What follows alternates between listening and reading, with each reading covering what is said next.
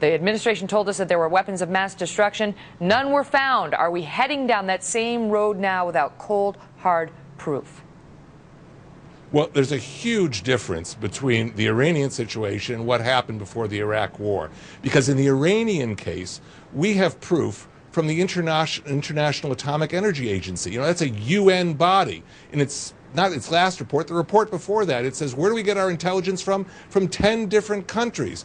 These aren't cookbooks. This isn't one country trying to push an agenda. This is an international consensus by a UN agency that they're moving for it. Now, I also hear people saying, well, we don't know that they really want to make an atomic bomb. You know something? If you walked into a kitchen and you saw somebody take out a jar of peanut butter and a jar of jelly and 2 slices of bread, would you have doubts that they want to make a peanut butter and jelly sandwich? I mean, we have all the elements of a nuclear weapons program present today, from enriched uranium beyond what they need. We know from the International Atomic Energy Agency they're trying to figure out how to take the conventional weapon, the warhead, out of that Shihab-3 missile and put in a nuclear payload.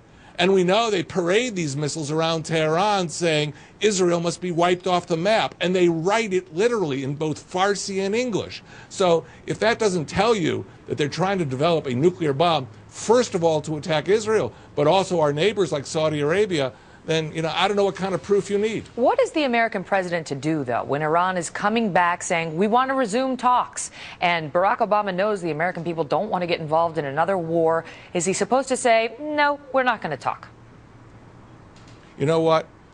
Talk, but be very careful and keep the time frame extremely short.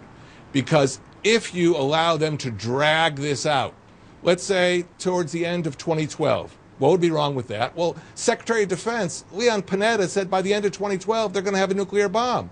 So you don't want to allow them to use these negotiations to create a kind of zone of protection for them from international pressures. That's what they've done in the past, and that's what I think they're going to try and do now.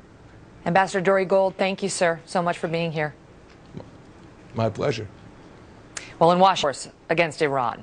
In about 5 minutes, we'll show you what is causing new concerns.